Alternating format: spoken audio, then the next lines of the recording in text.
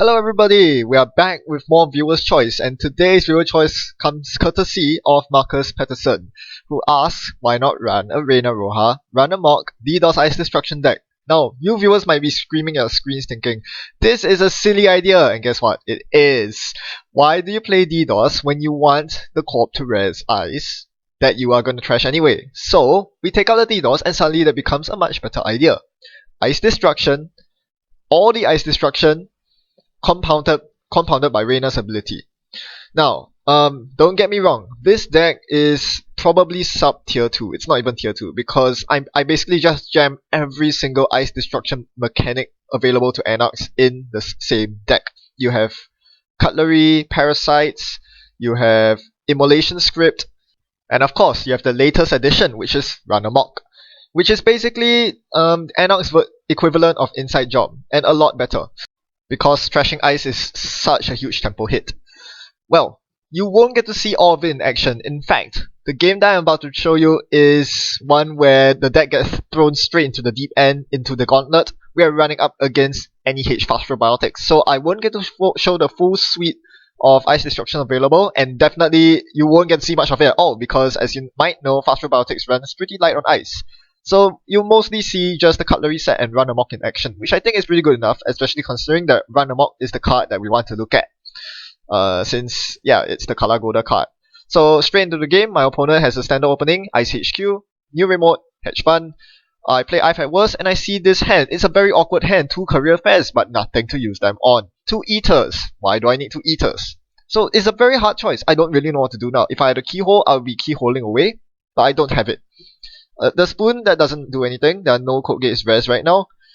It's just a very painful way to go. You could install the Eater, but that sets you very far back.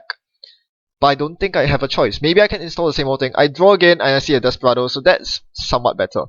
So the Desperado allows me to run and get money while doing so. Because this, what you really want to do is to give the corp a very tough choice. Either they let you into their server and give you an access and a credit, or they res the ice, which sets them very far back. So you need to force this conundrum to force the corp to res ice, otherwise they'll just not res ice against you, which is not what you want to do. As Reina, you want to maximize your ability by forcing as many reses as possible on each of your turns. So this is why I play Desperado. It is definitely questionable. At 4 influence, now post Most Wanted, it could definitely be replaced by Lucky Find or even Account Siphon. 1 Desperado is equivalent to 1 Account Siphon. But I think I still prefer Desperado. This deck could definitely be refined. Now I'm going to poke HQ for the exact reason that I stated, and I encounter probably the worst piece of ice, which is Archangel. With no money to break the trace, even with my 1 link, I'm forced to bounce Desperado, which is a huge tempo hit. Lost 1 click, lost 3 credits, gained an Astro Script. Worth it! Okay. Unfortunately, I don't have any credits to reinstall the Desperado, so I had to click for credits and trash 1 career fair. Big problem. The hand management is definitely an issue, and I do not have any card draw or money going for me.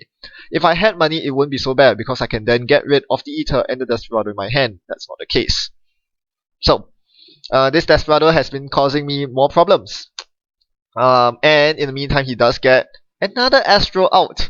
He really started with almost a nut hand. Thankfully, he didn't get the double Astro off. Thankfully, I hit the Astro in his hand. Things would be very ugly otherwise.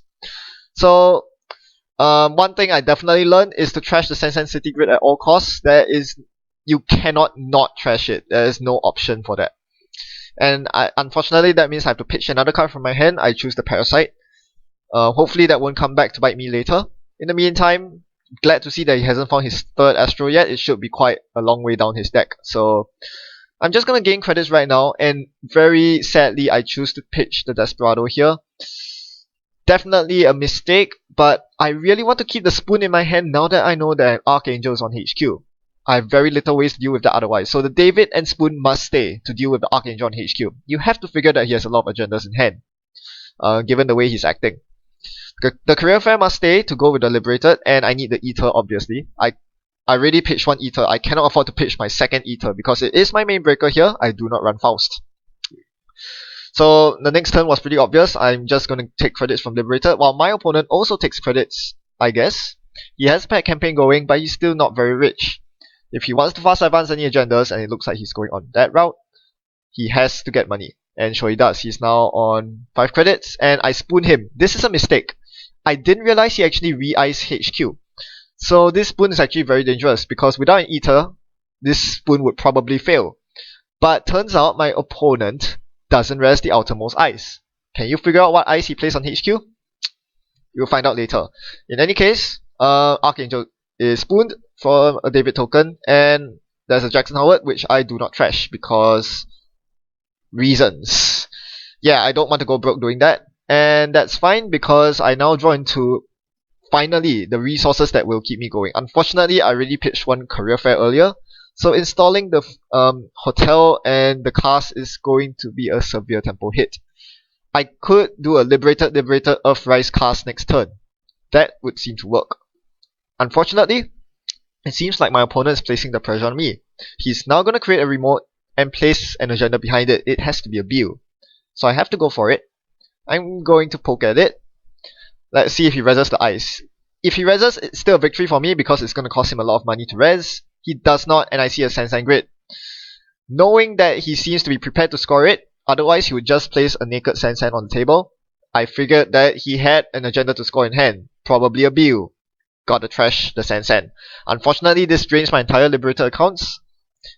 So with the remaining money I had, I installed the hotel. Hopefully I can draw into another career fair, maybe a sure gamble. I really need to get my economy rolling here, because now that he has a DBS, that is a must trash. I need to find the money to trash that as well.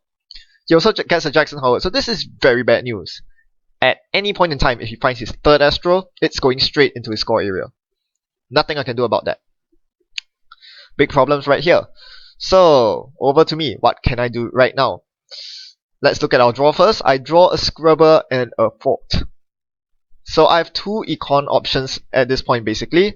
I poke his hand because I feel like there might be an Astro there because of his Jackson draw. He shows me a little engine and I'm still going to go through. Hopefully see his Astro, instead I see a team spawn. Not much I can do about that.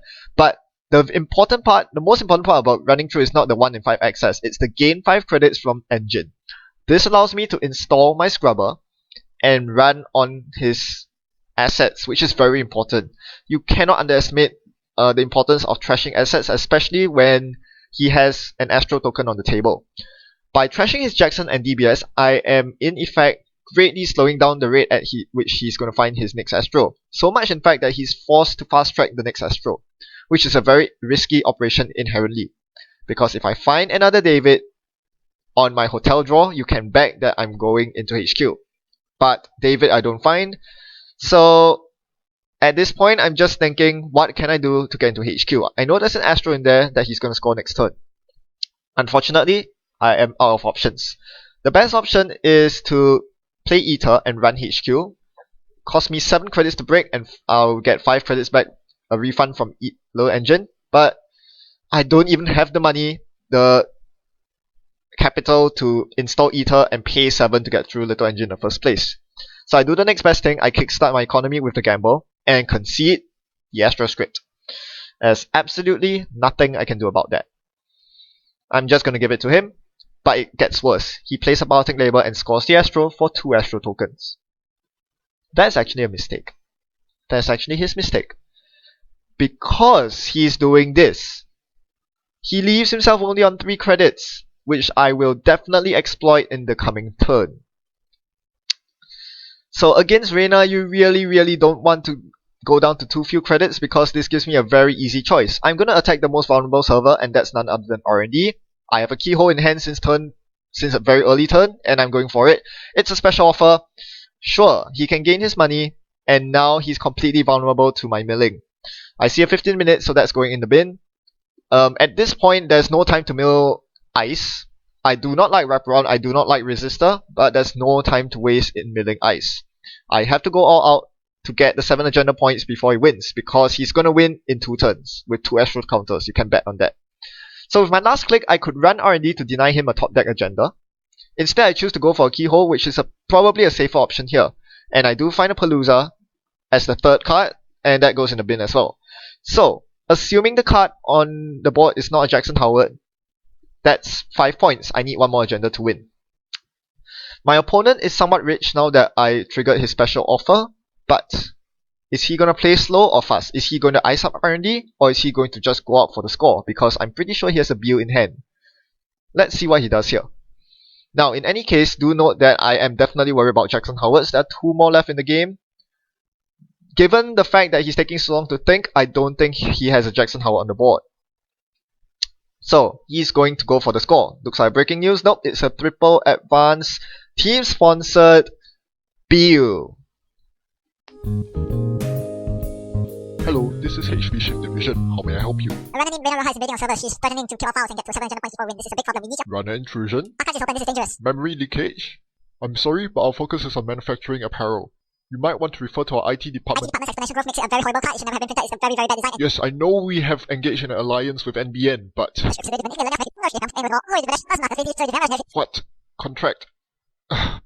Fine. Hey gentlemen! Emergency at Near Hub. Send our Christian team to the site, pronto. Well, that's a problem. Now, he cannot win just yet. He could very nearly win. He's 1 click away from winning. He could use the team sponsorship to install 15 minutes and use the Astro token to get 1 advancement counter on it. But because there's no res Sansan and he doesn't have an extra click, he cannot win with the 15 minutes. So instead, he installs the Exploder Palooza in the remote. Now this is a very confusing move because there is another option, the 15 minutes in the trash. Instead, he installs the Palooza that was in the trash. This is weird because the Palooza is so much harder to advance. Remember, he's only on 4 credits. There are a lot of things I can do in 4 clicks. And he has to res the eyes protecting the Palooza. So, if it's a wraparound, he won't have enough money to score the Palooza next turn. So it's probably either an Enigma or Quandary. If it's an Enigma, he's committed to resing it and scoring the turn after. If it's a Quandary, it doesn't matter because even then, I could trash his pack campaign and delay his score by 1 turn. So I definitely do not agree with this move. I think he should have put the 15 minutes in the server instead. The only benefit of resurrecting the Palooza instead of the 15 minutes is that it slightly lowers my chance of winning off Keyhole Mills, which is probably what he thinks I'm going to do right now. Run Keyhole 3 times and run Archives for the win, or concede the game. No, I'm going to play I've Had Words because I know I have 2 Run Amoks in my deck, and I'm more than halfway through my deck. So I do find a Run Amok, and I'm going to Amok his remote to make sure he doesn't win the next turn. So if he reses an ice against me, it'll get destroyed, I'll jack out, and I can run through again. It has to be an end run. There's very little he can res on 4 credits with Reina's ability factor into play. So if I bounce off and he reses, I get to run again. So he knows there's no point in doing that, so he gives me the Palooza. On click 3, I run Keyhole R&D and I see the winning agenda, the Bill, and the 15 minutes in Archives grant me the quick win. So, how good is Run Amok? Turns out it's pretty good. It basically won me the game there. Well, the thing about Run Amok is that it basically acts exactly like a blackmail, in that it basically forces the runner to give up the remote. The upside is that unlike blackmail, which is completely expected when your opponent is sporting the Valencia identity, it is far less expected for any other ID, this one included. So granted, my opponent had very little choice there. I still think he made the right decision of placing an agenda in the ETR remote, but still, this is why Run Amok is so powerful. Not because its effect is amazing or game breaking, but because it's unexpected. It's very difficult to see it coming. Of course, there's quite a lot of counterplay if you do expect that Run Amok is coming. You could bluff a Sansan Grid inside the remote, which is a bit problematic because the run that I made earlier on in the video, where I saw a Sansan Grid behind a remote ice, that was a normal run. If I had a Run Amok in hand at that time, I definitely would have considered Run Amok on that remote. It's also possible to use defensive upgrades like Ash and Caprice. Similarly, they do just as well against Run Amok as they do against Blackmail. Double Enderun is also very powerful. This means that you can res your outermost Enderun, have it trashed, and then res your innermost Enderun when they try to go in again. So it's basically like Inside Job, where you need double layer of ice to prevent the runner from getting through the remote at all. The problem with that is obviously, unlike with Inside Job, you actually lose your outermost ice, which means that this could prove very problematic because they are still wearing down on your server. So yeah, that's the upside it has over Inside Job. So obviously Run Amok would be most suitable in a deck that has very little remote pressure. if you are running Faust and you have like 8 or 9 cards in your hand, there's no reason to use Run Amok because you can simply run the remote and ditch your cards to get through the remote. Whereas with an Ether deck like this one, short of having the right cutlery at the right time, there's no way you are going to be able to get through remotes. So Run Amok is a good inside job substitute. So it's not too bad. Quite happy that it actually worked out, and I hope that I can continue showing off this deck because there are a lot more things that are in this deck, like Immolation Script, that didn't even get to see the light of day. It was a bit too fast that game. I barely won it, but it clearly shows that against a more skillful player, one who takes less risk, it's much harder to win as Reyna Ice Destruction because the Astro tokens just come out so quickly, and you need to be very lucky with your draws in order to get enough money to get going. I didn't even get to install Ether this game. That's how bad it was. Somehow I still won. I have no idea how. But anyway, thanks for watching. Happy night running. Goodbye.